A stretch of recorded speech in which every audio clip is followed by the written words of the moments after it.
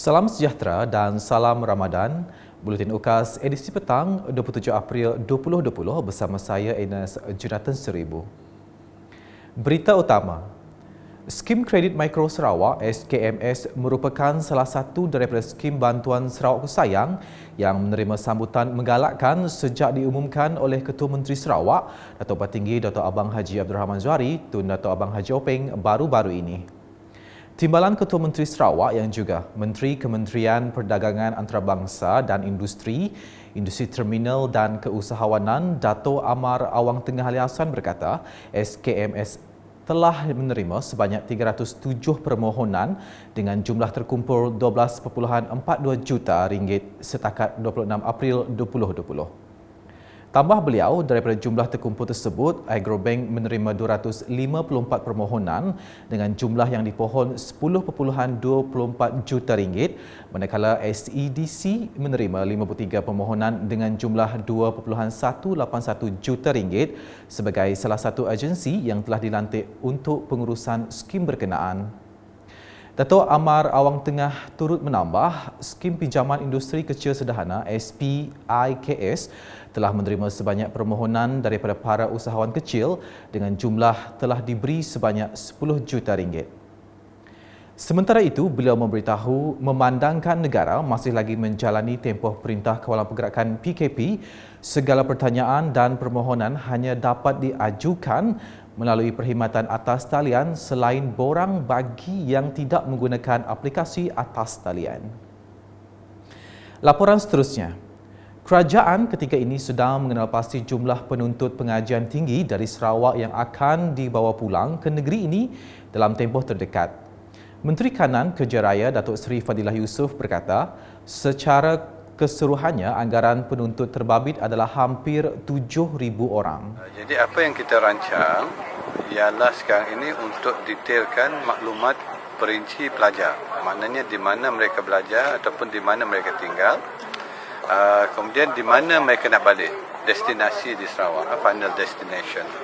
Dari situ nanti kita akan pecahkan kepada 4 zon, iaitu Pantai Timur daripada Terengganu dengan Kelantan akan balik melalui Terengganu. Kemudian di Central balik melalui KLIA yang merangkumi Pahang, sebahagian daripada Perak, Selangor, Negeri Sembilan dengan Melaka. Dan Southern akan balik daripada Johor Bahru. Kemudian utara akan balik daripada Penang. Utara ialah Perlis, Kedah dan Pulau Pinang dan sebahagian daripada Perak. Dalam entry terbaru yang dimuat naik di dalam Facebooknya pada Isnin, Datuk Seri Fadilah memberitahu kesemua mereka akan dihantar pulang ke 4 destinasi di Kuching, Sibu, Bintulu dan Miri. Beliau turut memaklumkan bahawa para penuntut yang balik ke Sarawak tidak akan terus balik ke rumah masing-masing, sebaliknya akan dibawa ke pusat kuarantin untuk disaring terlebih dahulu. Saya nak maklumkan kepada ibu bapa dan anak-anak pelajar, dia tak akan terus balik ke rumah. Bila sampai saja di Kuching, mereka akan dibawa ke tempat kuarantin untuk disaring dulu. Mereka dia akan ambil, dites dan untuk mereka yang dah dites, mereka akan ditempatkan di pusat kuarantin yang ditetapkan oleh kerajaan negeri, dan bila result dah keluar, bila negatif, baru akan dihantar mungkin balik ke rumah. Ataupun kemungkinan juga mereka akan dites terus hantar balik ke rumah untuk home quarantine. Operasi membawa pulang para penuntut Sarawak akan dibuat secara berperingkat kerana tempat kuarantin adalah terhad, sekaligus memudahkan urusan perjalanan pada keseluruhannya. Beralih ke perkembangan di Ostemiri, dengan hospital berkenaan telah mula menggunakan makmal molekular yang menggunakan kaedah real-time reverse transcriptase polymerase chain reaction sebagai cara pengesanan virus COVID-19 bermula 24 April lepas. Menteri Pengangkutan Sarawak Datuk Lee Kim Sin berkata, pihak makmal telah melaksanakan proses validasi di bawah seliaan pihak Institute Medical Research Malaysia.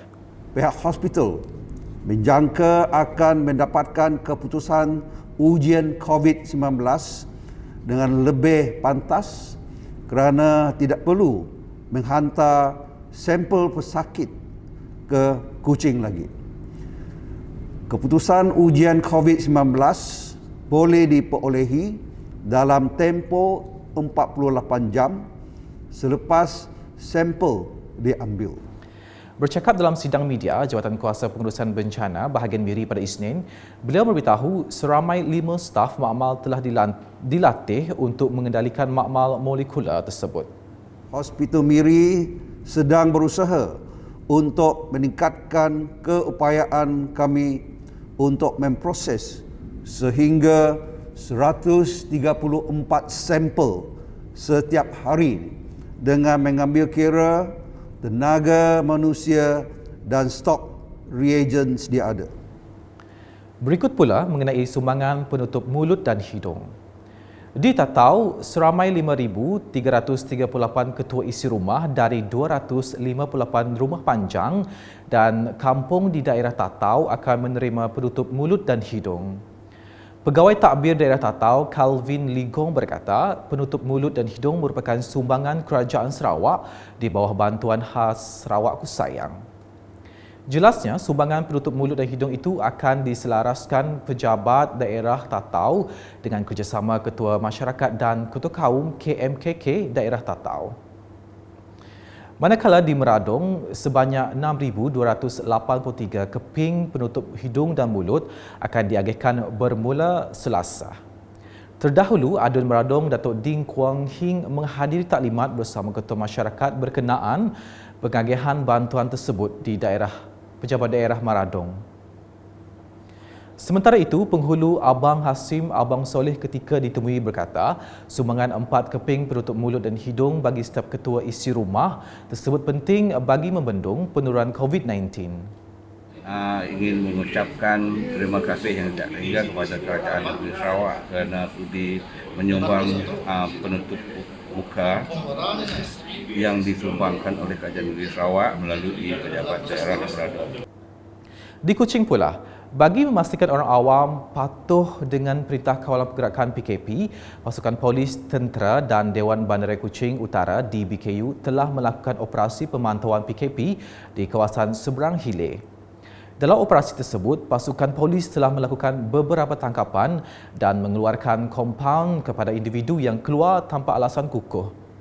Sementara itu, pihak polis menasihatkan orang ramai supaya terus mematuhi arahan PKP dan kekal berada di rumah dan melakukan penjarakan sosial dalam usaha memutuskan rantaian COVID-19. Edisi petang diakhiri dengan video mengenai prosedur operasi standard pergerakan pulang pelajar IPT yang telah dikeluarkan sebagai langkah-langkah keselamatan menangani wabak COVID-19.